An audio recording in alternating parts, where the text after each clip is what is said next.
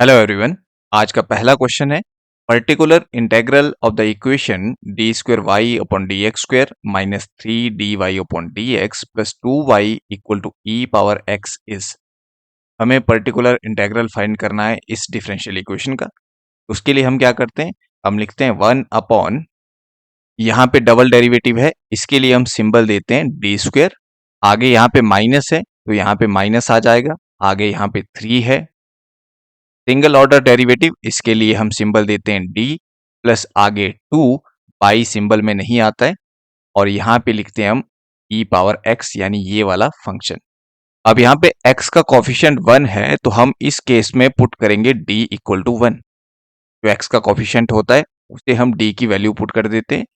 तो यहाँ से हमें क्या मिलेगा, यहाँ से हमारे पास आ जाएगा 1 अपॉन, यहाँ पे हमने 1 पुट किया तो 1 का स्क्वायर 1 होगा, माइनस यहाँ 1 पुट किया यहाँ 3 आ जाएगा, आगे 2 ई की पावर x।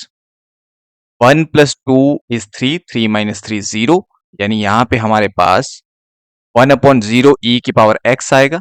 जब डिनोमिनेटर में 0 आता है तो हम कहते हैं कि रूल हमारा फेल हो गया। अब इस केस में हम क्या करते हैं, ऐसे केस में हम ऊपर x से मल्टीप्लाई कर देते हैं और नीचे इस फंक्शन की डिफरेंशिएशन कर देते हैं विद रिस्पेक्ट टू डी। तो डी स्क्वायर की डिफरेंशिएशन होगी 2d माइनस 3d का डेरिवेटिव आ जाएगा 3, और 2 कांस्टेंट है तो इसका डेरिवेटिव 0, यहाँ पे रहेगा e पावर x। अब फिर से d की जगह पे हम 1 पुट कर देंगे तो हमें मिलेगा x e की पावर x अपॉन, यहाँ पे 1 रखा तो नीचे आ जाएगा 2 माइनस 3, 2 माइनस 3 होता है -1, तो यहाँ से हमें मिलेगा माइनस एक्स ई की पावर x। और ये हमारा पर्टिकुलर इंटेग्रल होगा इस क्वेश्चन के लिए। अब ऑप्शन चेक कर लेते हैं। हमारा पर्टिकुलर इंटेग्रल आया था x e की पावर x, जो कि आपको किसी भी ऑप्शन में नहीं दिखेगा। बेसिकली एग्जाम में इस क्वेश्चन में मिस प्रिंट हुआ था, तो ये हमारा पर्टिकुलर इंटेग्रल रहेगा इस क्वेश्चन के लिए। नेक्स्ट क्वेश्चन में हमें इस डिफरेंशियल इक्वेशन का सॉल्यूशन फाइंड करना है।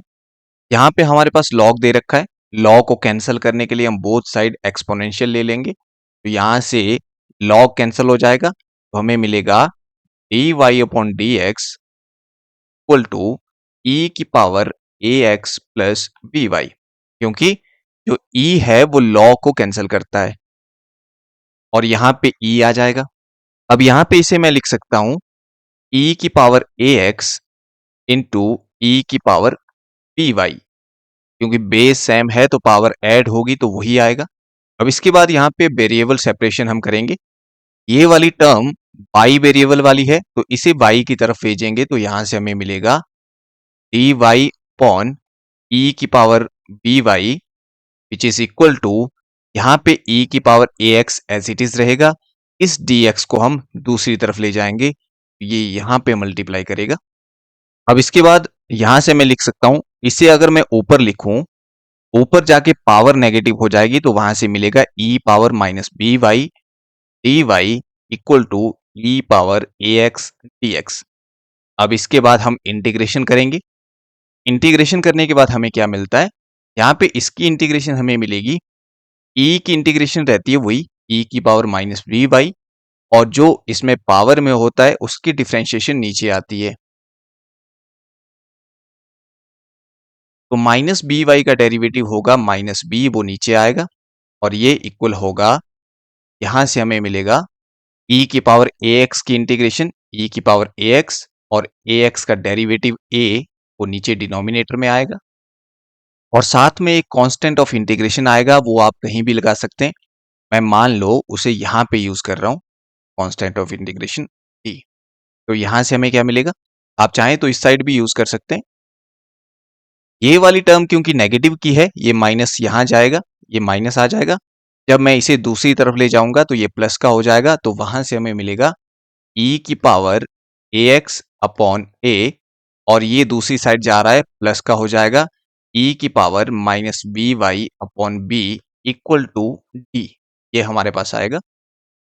अब इसके बाद ऑप्शन से मैच करने के लिए यहाँ पे मैं क्या करूंगा, नीचे a है ये b है, नीचे से a और b को हटाने के लिए मैं पूरी इक्वेशन को a b से मल्टीप्लाई कर दूंगा, तो यहाँ से मिल जाएगा यहाँ पे ए बी से मल्टीप्लाई करूंगा तो ए कैंसिल हो जाएगा और यहाँ पे आ जाएगा बी ई की पावर ए एक्स, प्लस यहाँ पे ए बी से मल्टीप्लाई करूंगा तो बी कैंसिल होगा और यहाँ पे आ जाएगा ए ई की power minus B Y equal to यहाँ पे मल्टीप्लाई होके ए डी और बी आ जाएगा क्योंकि ए बी से हमने मल्टीप्लाई, और यहाँ से हमें मिल जाएगा ए ई की पावर माइनस बी वाई, इसे मैं पहले लिख रहा हूं, प्लस बी ई की power A X equal to, अब यहाँ पे ये तीनों कांस्टेंट है, ए कांस्टेंट है, डी कांस्टेंट है और बी भी कांस्टेंट है, तो इन तीनों की मल्टीप्लिकेशन को मैं नाम दे देता हूं एक नया कांस्टेंट सी, तो उसे मैं यहाँ पे लिखूंगा सी।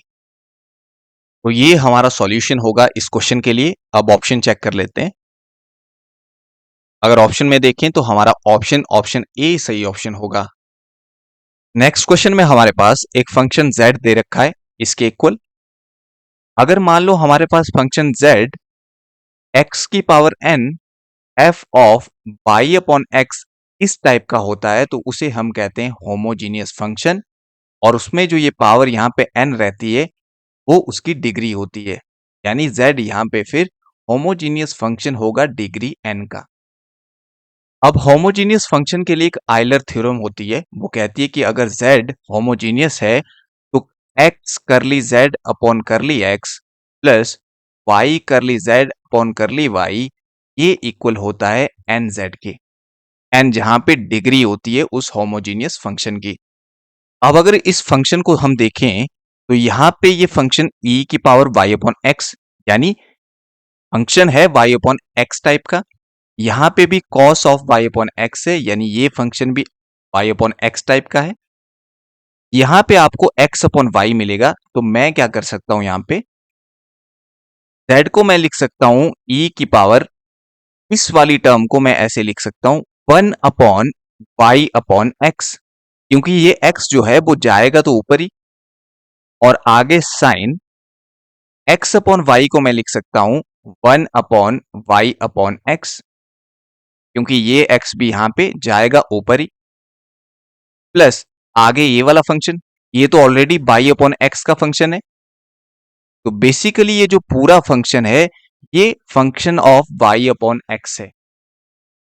इसकी हर टर्म में आपको y अपॉन x दिखेगा, तो यहां से मैं फंक्शन z को लिख सकता हूं function of y upon x, और यहां पे बाहर कुछ नहीं है तो बाहर मैं लिख सकता हूं x की पावर 0। ये जो हमारा गिवन फंक्शन था वो इस टाइप का फंक्शन था, यहाँ पे डिग्री हमारी 0 है, तो इसके लिए आइलर थ्योरम क्या होगी, x करली z अपॉन करली x प्लस y करली z अपॉन करली y इक्वल टू nz होता था, वहां पे आगे nz होता था, n की वैल्यू 0 है तो 0 इंटू z, यानी यहाँ पे 0 आ जाएगा। तो यहां से हमारा ऑप्शन ए सही ऑप्शन होगा। Next question is the solution of the differential equation this when x equal to 0 y equal to pi by 4 is, यानी यहाँ पे हमारे पास एक डिफरेंशियल इक्वेशन दी है और एक इनिशियल कंडीशन दी है और हमें सॉल्यूशन फाइंड करना है, तो इसे कैसे हम सॉल्व करेंगे। यहाँ पे cos y dx प्लस ये इक्वल टू 0 है, तो इस वाली टर्म को मैं दूसरी साइड ले जाऊंगा तो हमें यहां से मिलेगा cos y dx equal to minus of 1 plus E की पावर माइनस एक्स, आगे साइन y और साथ में रहेगा dy। अब यहां पे मैं वेरिएबल सेपरेट करूंगा, जैसे ये वाली टर्म x की टर्म है तो इसे dx वाली साइड ले जाऊंगा, ये वाली टर्म y की है तो इसे y वाली साइड ले जाऊंगा, तो यहां से हमें मिलेगा dx अपॉन 1 प्लस ई की power minus X equal to, यहां पे है एक माइनस ये वाला, साथ में साइन y और नीचे आ जाएगा ये वाला cos y और आगे dy। अब वेरिएबल सेपरेट हो चुके हैं तो दोनों तरफ हम इंटीग्रेशन करेंगे, तो यहां से हमें क्या मिलेगा। अब इसकी इंटीग्रेशन के लिए मैं क्या करता हूं, थोड़ा सा इसे सिंप्लीफाई कर देता हूं, dx अपॉन, इसे लिखता हूं मैं 1 प्लस 1 अपॉन ई की पावर x, ई की माइनस एक्स पावर थी, नीचे जाके पावर पॉजिटिव हो जाएगी, इसे मैं सेपरेटली फाइंड कर रहा हूं, इसे भी सेपरेटली फाइंड करूंगा फिर दोनों को इक्वल कर दूंगा, तो यहां से हमें मिलेगा नीचे आ जाएगा एलसीएम ई की पावर एक्स, और ये ई की पावर एक्स यहां मल्टीप्लाई करेगा तो ये हो जाएगा ई की पावर एक्स प्लस वन, और नीचे ई की पावर एक्स एलसीएम रहना था, उसे मैं ऊपर लिख देता हूं क्योंकि वो मल्टीप्लाई होके ऊपर आ जाएगा। यहां से इसकी वैल्यू हमें इसके इक्वल मिलेगी। अब यहां पे मैं क्या करता हूं, इसे सॉल्व करने के लिए, क्योंकि e की पावर x रिपीट हो रहा है, इसलिए हम e की पावर x प्लस वन को पुट कर देंगे कोई नए वेरिएबल t में। और जब भी हम पुट करते हैं तो साथ में डिफरेंशिएशन करते हैं, क्योंकि पहले क्वेश्चन x में था, अब क्वेश्चन t में बनेगा, तो यहाँ पे इंटीग्रेशन के लिए dx था, अब हमें dt चाहिए। तो यहां से इसकी डिफरेंशिएशन हो जाएगी e की पावर x और x की आगे dx इक्वल टू t की dt। तो अब यहाँ पे e की पावर x और ये dx ये मिलाकर dt बनाएगा, तो हमें यहां से मिलेगा ऊपर dt और नीचे इन दोनों को हमने t पुट कर दिया था, तो यहां से t। तो बेसिकली यहाँ पे 1/t की इंटीग्रेशन आई है, और 1/t की इंटीग्रेशन होती है log t, तो यहां से हमें मिलेगा log t। और log t में t की जगह इसकी वैल्यू पुट कर देंगे तो वो हमें मिलेगा log ऑफ t की वैल्यू थी e की पावर x प्लस वन। ये इंटीग्रेशन आएगी इस वाले पोर्शन की। अब इसकी इंटीग्रेशन कितनी आएगी, अब यहां पे जैसे हमने अभी किया 1/t की जो इंटीग्रेशन थी वो log t होती थी। उसका रीजन क्या है कि नीचे t है, इसका डेरिवेटिव ऊपर है। जब नीचे वाले फंक्शन का डेरिवेटिव ऊपर होता है तब यहां पे log लगता है। अब यहां पे जैसे cos y है, cos की जो डिफरेंशिएशन होती है यानी डेरिवेटिव जो होता है वो होता है माइनस साइन वाई, वो ऊपर है माइनस साइन वाई। अब नीचे का डेरिवेटिव क्योंकि ऊपर है तो इसकी जो इंटीग्रेशन आएगी वो आ जाएगी यहां पे log of cos of y। ये इंटीग्रेशन रहेगी minus sine Y upon cos Y की। यानी हमारे पास क्या आया, लेफ्ट साइड वाले की इंटीग्रेशन हमारे पास आई थी log ऑफ e की पावर x प्लस वन, और राइट साइड में integration I log of cos of y plus constant of integration c। अब इसको मैं लेफ्ट साइड लेके जाऊंगा तो ये नेगेटिव का हो जाएगा, और हम log की एक प्रॉपर्टी जानते हैं कि log of m minus log of n ये इक्वल होता है log of m upon n की। तो यहां से हमें मिल जाएगा log ऑफ, ये पॉजिटिव था तो ये ऊपर रहेगा e की power x plus one upon, और ये वाला क्योंकि दूसरी साइड जाके नेगेटिव होगा तो यहाँ पे जो log में आगे है cos बाई वो डिनोमिनेटर में आ जाएगा इस प्रॉपर्टी के कारण, और ये इक्वल होगा c। अब इस c की वैल्यू निकालने के लिए आपके पास एक इनिशियल कंडीशन दे रखी है। कंडीशन ये थी कि when x equal to 0 y equal to pi by 4। तो हम क्या करेंगे, यहाँ पे x की जगह पे 0 रख देंगे और y की जगह पे पाई बाई 4 रख देंगे, तो हमें यहां से मिलेगा log ऑफ, ऊपर x की जगह 0 रखा, e की 0 1 होता है, आगे भी 1 है तो 1 प्लस 1 2 मिल जाएगा ऊपर, नीचे यहाँ पे पाई बाई 4 आएगा। cos पाई बाई 4 यानी cos 45 डिग्री 1 अपॉन रूट 2 होता है, तो यहां से हमें 1 अपॉन रूट 2 मिल जाएगा which is equal to c आ जाएगा। तो यहां से हमें मिला c equal to log of, ये रूट 2 ऊपर चला जाएगा तो यहां से मिल जाएगा लॉग ऑफ 2 रूट 2। अब c की ये वैल्यू आ चुकी है तो हम क्या करेंगे, यहाँ पे जहां c है उसकी जगह पे ये वैल्यू रख देंगे, तो c की जगह यहां मैं लिख दूंगा ये वाला कैंसिल करके लॉग ऑफ 2 रूट 2। दोनों साइड से लॉग कैंसिल हो जाएगा, एक्सपोनेंशियल लेंगे तो लॉग कैंसिल हो जाएगा, और यहां पे हमारे पास रहेगा e की पावर x प्लस वन। अब जो कॉस होता है वो उल्टा होता है सीकेंड का, यानी 1 upon cos Y secant Y के इक्वल होगा, तो यहां से सीकेंड वाई आ जाएगा और राइट साइड में आएगा 2 2। ये हमारा सॉल्यूशन होगा। और अब ऑप्शन चेक कर लेते हैं, तो यहां से हमारा ऑप्शन ऑप्शन बी सही ऑप्शन होगा, e की power x plus one secant Y equal to 2 root 2। अब इसी क्वेश्चन को एग्जाम में करने का एक और भी तरीका होता है, तो उसके लिए मैं सबसे पहले इसे इरेज कर देता हूं। यहाँ पे हमारे पास इनिशियल कंडीशन दे रखी है x equal to 0 when y equal to pi by 4। अब जो सॉल्यूशन होगा वो इस इनिशियल कंडीशन को भी सेटिस्फाई करेगा। अब हम देखेंगे कि इन ऑप्शन में से कौन सा ऑप्शन इसे सेटिस्फाई नहीं कर रहा है, उस ऑप्शन को हम डिस्कार्ड कर देंगे। तो जैसे फर्स्ट ऑप्शन में देखते हैं, यहाँ पे e की पावर x है, x को हम 0 रखेंगे तो e की पावर 0 हमें 1 मिल जाएगा, आगे सीकेंड y है तो यहाँ से मिलेगा सीकेंड y की वैल्यू पाई बाई 4, सेकेंड 45। अब क्योंकि सेकेंड ऑपोजिट होता है कॉस का और कॉस 45 डिग्री की वैल्यू होती है 1/√2, तो सेकेंड π/4 की वैल्यू आ जाएगी √2। लेकिन इसकी वैल्यू तो इक्वल आनी चाहिए थी 2√2 के, ये इक्वल नहीं आई, इसका मतलब ऑप्शन 1 सेटिस्फाई नहीं हुआ। अगर ये इनिशियल कंडीशन को सेटिस्फाई नहीं कर रहा है तो ये ऑप्शन डिस्कार्ड हो जाएगा। इसी तरह से अगर ऑप्शन सी में हम देखें, यहाँ पे हो जाएगा e⁻0 यानी 1 और आगे 1, तो यहाँ से आ जाएगा आपके पास 2, 1 + 1 2 और बाहर होगा cos 45 और cos π/4 की वैल्यू होती है 1/√2। तो यहाँ से इसको कैंसिल करने के बाद हमें मिल जाएगा √2। ये भी 2√3 के इक्वल नहीं आया, तो इसका मतलब ये ऑप्शन भी डिस्कार्ड हो जाएगा। इसी तरह से यहाँ पे रखेंगे e⁻0 की वैल्यू 1 आ जाएगी और 1 - 1 0 हो जाएगा, तो यहाँ से तो हमें 0 वैल्यू मिल रही है, लेकिन ये दे रखा है इक्वल √2 के, 0 √2 के इक्वल नहीं होता है, तो ये ऑप्शन भी डिस्कार्ड हो जाएगा, क्योंकि इस ऑप्शन ने भी इनिशियल कंडीशन को सेटिस्फाई नहीं किया। 3 ऑप्शन सेटिस्फाई नहीं कर रहे हैं, यानी 3 ऑप्शन डिस्कार्ड हो चुके हैं। का मतलब ये होगा या तो ये वाला ऑप्शन हमारा सही ऑप्शन होगा या फिर क्वेश्चन गलत दिया हो सकता है। दोनों ही केस में आपको मार्क्स मिलते हैं, तो आप इसे टिक कर सकते हैं। और आप चेक करेंगे यहाँ पे e⁻0 ये आपको 1 मिलेगा, आगे 1 है तो इसकी वैल्यू आपको मिल जाएगी 1 + 1 2 और सेकेंड y सेकेंड 45 की वैल्यू होती है √2, तो यहाँ से 2√2 मिला और आगे इक्वल दे रखा है 2√2 के, यानी इसने सेटिस्फाई किया इनिशियल कंडीशन को। लेकिन सिर्फ इनिशियल कंडीशन सेटिस्फाई करने से हम ये नहीं बोल सकते कि ये सॉल्यूशन होगा इस डिफरेंशियल इक्वेशन का। उसके लिए इसे इस डिफरेंशियल इक्वेशन को भी सेटिस्फाई करना पड़ता है। तो अगर कोई ऑप्शन सेटिस्फाई कर रहा है इनिशियल कंडीशन को, वो आंसर नहीं होता है। आंसर निकालने का प्रॉपर तरीका जो हमने अभी किया वो रहता है, ये ऑप्शन को डिस्कार्ड करने का मेथड है। नेक्स्ट क्वेश्चन में हमें इस डिफरेंशियल इक्वेशन का सॉल्यूशन फाइंड करना है और इस क्वेश्चन को मैं ऑप्शन के थ्रू करूंगा। जैसे यहाँ पे ऑप्शन बी दे रखा है y = cx - e⁻c। अगर ये सॉल्यूशन होगा इस डिफरेंशियल इक्वेशन का तो ये इसे सेटिस्फाई करेगा।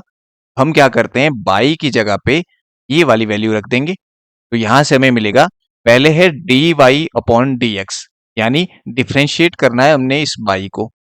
अगर इसे हम x से डिफरेंशिएट करेंगे तो cx की डिफरेंशिएशन आ जाएगी c, x की 1 होती है, c कांस्टेंट है, e⁻c तो कांस्टेंट है, इसकी डिफरेंशिएशन 0 होगी, तो यहाँ से dy/dx की वैल्यू हमें मिल जाएगी c, which is equal to आगे दे रखा है log बेस e और यहाँ पे दे रखा है x, आगे डिफरेंशिएशन फिर से है जिसकी वैल्यू हमारी c आई थी, माइनस आगे y दे रखा है, तो y की वैल्यू मैं ब्रैकेट में रखूंगा, यहाँ से हमें मिलेगा y की वैल्यू cx - e⁻c, यहाँ से cx - e⁻c, ये ब्रैकेट क्लोज और ये ब्रैकेट क्लोज, यहाँ से हमें मिलेगा c = log बेस e, यहाँ पे हुआ xc, माइनस से ब्रैकेट खुलेगा तो आगे ये भी xc है, xc कैंसिल हो जाएगा, ये माइनस आगे वाले माइनस के साथ प्लस हो जाएगा, तो यहाँ से हमें मिलेगा e⁻c।